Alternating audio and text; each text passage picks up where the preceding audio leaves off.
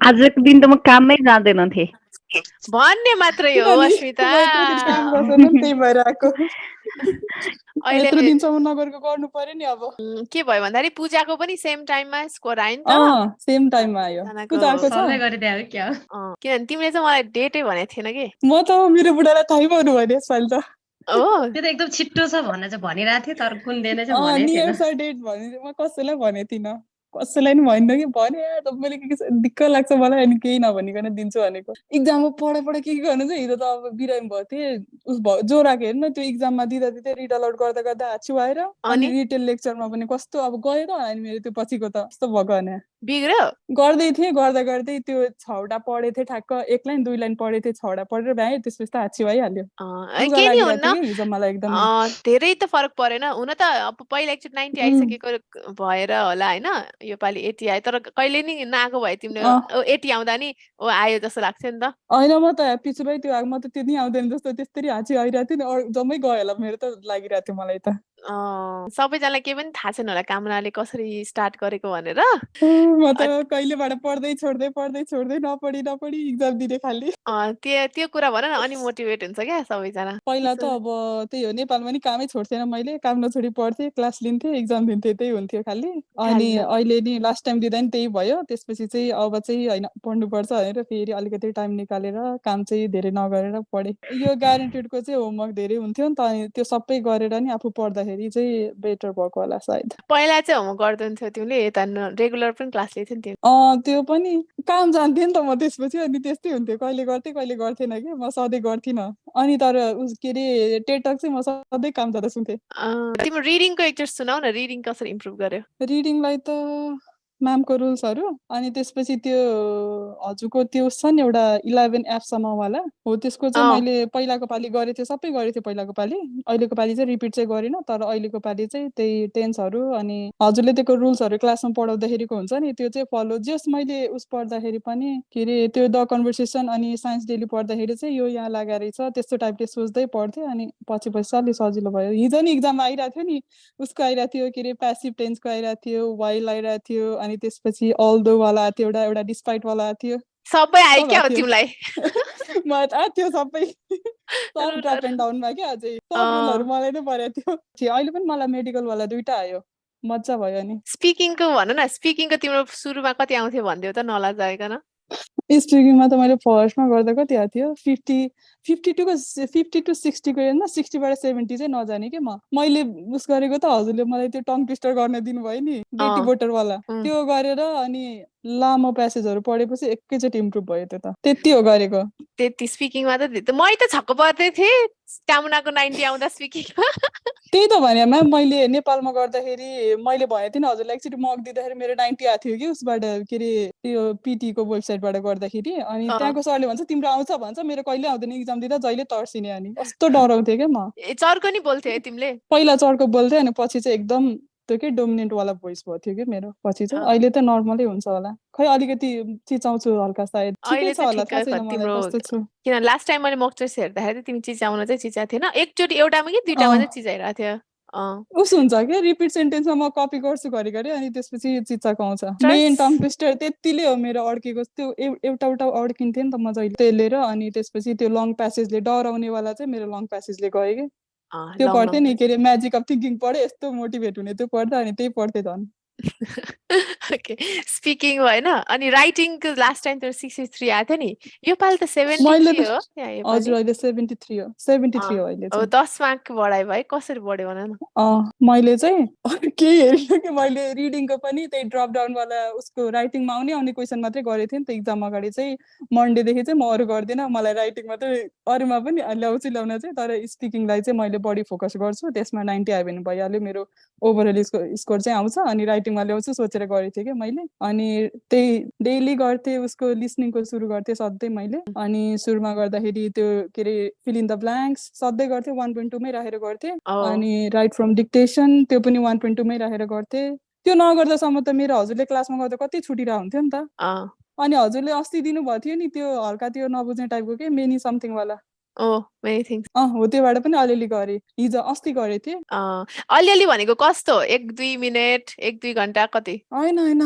आधै घन्टा जस्तो गरेँ त्यसको अनि त्यसपछि चाहिँ मैले अरू गरेँ के फेरि मलाई भोलि नै इक्जाम थियो नि त अनि फेरि त्यहाँ मात्रै बसेर भएन अनि मैले चाहिँ सबै त्यो रिपिटेड वाला गर्न थालेँ तर रिपिट क्वेसन चाहिँ आएको थिएन राइट फ्रम डिक्टेसनमा फिल इन द ब्लाङ्क्समा चाहिँ एउटा रिपिटेड आएको थियो त्यो बनानाको छ नि फोर स्याडोड अनि के वाला छ नि सब मिल्यो त्यो त मेरो पुरै मिल्यो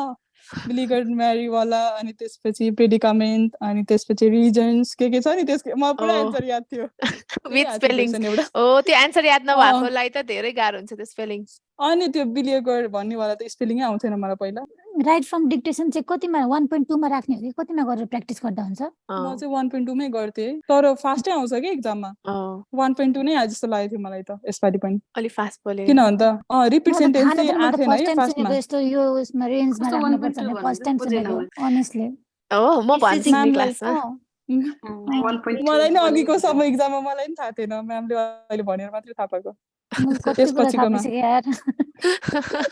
यस्तो हुन्छ कोही अब डेली आइराख्नु पर्यो के मेन चाहिँ क्लासमा कहिले के भनेर आउँछ नि त अनि कसैले के सोधिरा हुन्छ त्यो एभ्रीडे नआउँदाखेरि छुट्ने हो तर भर्खर त विनिताको 1 हप्ता त भयो हैन हजुर अन्त सुन्न मात्र सुन्ने हैन कामनाले चाहिँ गर्छ पनि के कतिले चाहिँ है भन्ने मात्र गर्छ अनि कामनाले चाहिँ एक्चुअलमै सबै काम गर्छ क्या म आफै पनि छक्क छु उसको यति चाँडो इम्प्रुभ भएको यहाँ अस्ति भर्खर यहाँ बसेर आउँछ कि आउँदैन 1 महिना भन्दा मलाई त्यो आउँछ भन्न पनि मलाई डर लाग्थ्यो के किनभने म स्योरै थिएन बुझ्यो नि त्यस्तो हुन्छ कहिले जसरी नै आउनुपर्छ तर त्यही त भइसक्यो पिआरलाई काम धेरै नगरेर गर्नु आउँछ मेरो 2 हप्तामै त 2 हप्ता त काम छ है अब एउटा काम रेजिग्नेसन दिनु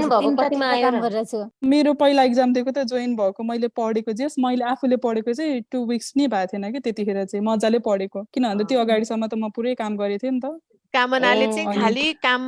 क्लास चाहिँ जोइन यस्तो हो के कामनाको चाहिँ क्लास चाहिँ जोइन गर्ने र क्लासमा चाहिँ पुरै फुर्तीका साथ गर्ने जस्तो गर्ने हैन हो मैले एकदमै प्र्याक्टिस गरे जस्तो लाग्ने के मलाई पनि कामनाले तर एक्जाममा चाहिँ 50 अनि म एकदम छक्क पर्थेँ किन चाहिँ 50 मै झुन्डिरहेछ भनेर भरे त उले घरमा त्यस्तो नगर्ने रहेछ के अनि त्यसपछि बल्ल अहिले आएर चाहिँ अलि अहिले त मैले पुरै गाली खाएर बल्ल पढेको मलाई गाली गरेर तिमी सधैँ पैसा कमाउँछ भन्दै जाऊ अनि आउँछ नम्बर भन्दै कराई गरेर अहिले भन्नु थियो कि नम्बर आइछ तिमीलाई पहिले भने हैन लास्ट टाइममा गएर धन्न गर्यो अबदेखि टाइम चाहिँ उस गर्नुपर्छ भन्ने बुझ्यो होला नि भन्नुभएको थियो जहिले हो कि म पहिले हो कि भन्नुभयो काम छोडेर पढ भनेको मैले नमानेर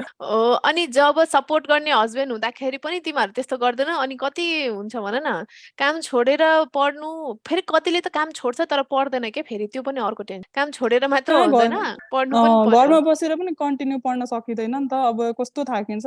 म घर बसेर पनि त्यस्तो थाक्थे भनेर कहिलेकाहीँ खुसी छु म thank you so much ma'am ल कति घण्टा पढ्नुहुन्छ दिनमा त्यस्तो टाइमै थाहा हुँदैन म कति मोबाइल चलाउँथे नि मोबाइल चलाइरहेको हुन्थेँ कि अनि टिकटक एकदम हेर्ने अनि पछि मैले पढ्नु छ है भनेर चाहिँ जे होस् बिहान उठेर चाहिँ मैले पढ्ने भनेको चाहिँ बिहान उठेर चाहिँ पढ्थेँ है मजाले पढ्थेँ अनि त्यो 10, 11, 12 बजेपछि चाहिँ अब खाना खाने टाइमपछि एकछिन रेस्ट लिन्थेँ अनि फेरि अब 2-3 बजेतिर म्यामको स्टार्ट हुन्छ नि त 2 बजेदेखि फेरि पढ्थेँ अनि साँझ एकछिन पढ्थेँ भनेपछि त फुल टाइमै भन्ने भइहाल्यो नि यसलाई फुल टाइमै पढ्थेँ नि म्याम पढ्दाखेरि त के गर्नु यस्तो पनि के भन्दा कामना आएको कति भयो अस्ट्रेलिया 1 वर्ष भयो म्याम 1 वर्ष भयो नि त कोही चाहिँ के हुन्छ भन्दाखेरि भर्खरै आउनेहरूले चाहिँ अलिकति गर्छ तर अलि बसिसकेकोहरू हुन्छ नि 2-3 वर्ष बसिसकेकोहरू हुन्छ नि यहाँ झन कामको लोभ लाउने क्या झन कामको लोभ लाउने त्यो काम अनि त्यो जब धेरै झन बसेको हुन्छ नि तब कामको एडिक्सन जस्तो भइसक्यो हुन्छ अनि छोड्नै नमन लाग्ने एउटा काम छोड्नु अब जस्ट 3टा काम गरेछ अरे विनिताले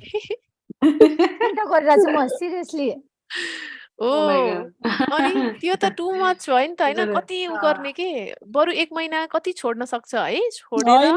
अरूको लाइफमा के कस्तो भइरहेछ थाहा हुँदैन तर एटलिस्ट एउटा यसलाई चाहिँ एकदम बिचमा गोल राखेर बस्नुपर्छ भन्छु कि जहिले पनि त्यही गरेर नाइ भन्दा कहाँ आउँथ्यो उसको एउटा राइटिङमा मात्रै नआएको हो अरु सबैमा आथ्यो हैन म्यामसँग जोइन गर्नुभन्दा अगाडि चाहिँ म त म्यामसँग मैले नेपालदेखि नै पढे हो त्यतिखेर पनि नेपालदेखि पढेर त्यसैमा अब त्यही नम्बरमा आएँ अनि अहिले आएर चाहिँ अगाडि आफै जस 1 महिना वाला त्यो क्लास लिएर बसेको थिएँ त्यसमा चाहिँ 63 आथ्यो अनि फेरि मैले तिमीलाई यस्तो पठाउ भनेको थिएँ नि यस्तो लिस्ट बनाएर पठाउ भनेको थिएँ नि कति अटेम्पमा कति आयो भनेर 50 को लाइनमा थियो उसको हैन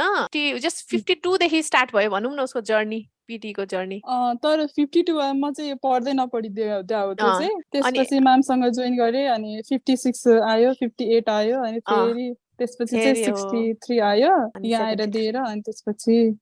73 6th आयो अटेम्प्ट अहिले भयो यो हैन 7th अटेम्प्ट भयो तिम्रो 6 कि 7 भयो धेरै दिएँ म्याम केही हुन्न कति धेरै खायो है दिएर तिनीहरूले मेरो पैसा तर कहिले पनि यस्तो भएन कि उसले घटी चाहिँ कहिले पनि गरेन के जहिले प्रोग्रेसिभै भइराख्यो के 52 56 58 63 73 र अहिले फेरि 70 कति आछ हैन त्यसरी गयो के 72 आछ नि अहिले 72 त्यो फोकस चाहिँ केमा गर्नु पर्यो अब तिमीले भन्दा चाहिँ के भन्छौ? फोकस चाहिँ स्पिकिङको लागि चाहिँ अब म्यामलाई सोधेर कुन ट्विस्टर गर्ने हो टङ ट्विस्टर त्यो गर्ने अनि लङ प्यासेजहरू गऱ्यो भने चाहिँ जेस उस हुँदैन के अरे हामीलाई एन्जाइटी हुन्छ नि त्यो डराउँछ नि बोल्दाखेरि त्यस्तो चाहिँ हुँदैन के अरे साइन्स डे रिडरको पढ्थेँ पहिला चाहिँ अहिले नि कहिले काहीँ पढ्छु अनि त्यसपछि यो द कन्भर्सेसन फेरि यो न्यू त्यो अहिलेकै करेन्ट न्युज रहेछ नि त त्यो चाहिँ त्यो पनि अहिले चाहिँ मैले पछिल्लो समय आएर 2टा पढ्थेँ दिनमा त्यो नि म्यामले दिनुभयो मलाई पहिला हेर्दाखेरिको कन्भर्सेसनमै सबै चिज हुन्छ क्या पहिला मैले साइन्स डेली भन्ने गर्थेँ तर त्यसमा चाहिँ खालि साइन्सकै मात्र धेरै भयो कि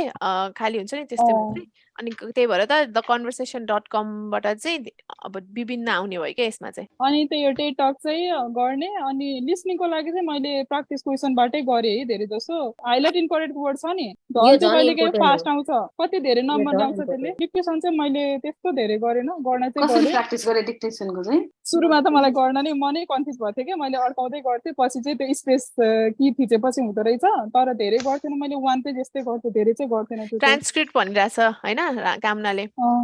के अरे इनिसियल लेख्नै बिर्सिने क्या अनि फेरि पुरै लेख्न थाल्ने त्यस्तो भइरहेको क्या अनि त्यसपछि धेरै नगर्ने अनि मैले इनिसियल पनि सँगै गर्ने त्यो नि गर्ने गरेर गरेँ त्यो चाहिँ पछि ट्रान्सक्रिप्ट नयाँ भएकोले चाहिँ सानिता नयाँ यस्तो कुराहरू यो डिप कुराहरू चाहिँ मैले क्लासैमा भन्छु क्या यस्तो गर भनेर अहिले टिपेर पनि खासै फाइदा हुँदैन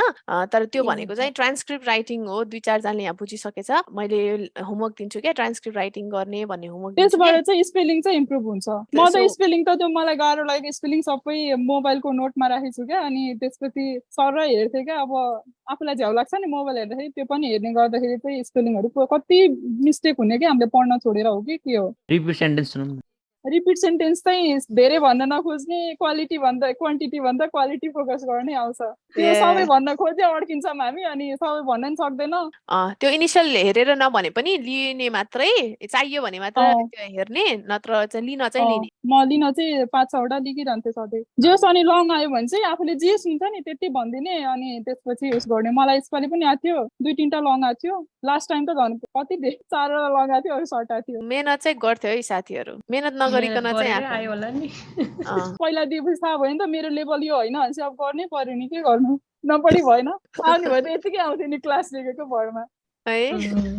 त्यसपछि मेरो आउँदैन भने चाहिँ अब गर्नै पर्छ नि त किनभने कोही त भने नि 1 दिनमै आयो मेरो 2 दिनमै आयो भन्नेहरू हुन्छ नि हैन उनीहरूको इङ्ग्लिसको लेभलै राम्रो हुन्छ नि त त्यही भएर आएको हो मेरो साथीको नि आयो हामीले सँगसँगै दिए हो उसलाई चाहिँ के गर्नुपर्छ भन्थ्यो मैले सर भन्दा हो उसको नि 70 आयो अनि उसको चाहिँ अलरेडी इङ्ग्लिस राम्रो थियो क्या त्यो कुरा बुझेको हुनु पर्यो क्या जसलाई आफ्नो अब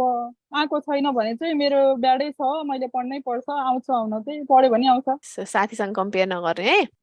ल ओके कामना थ्याङ्क यू ल म जान्छु त मेरो ल तिम्रो bye bye all the best सबैलाई thank you so much ma'am खै मिठाई लिएर आउनुपर्छ तिमी यतिकै त हुँदैन है स्कोर आएपछि त बिर्सिँदै जान्छ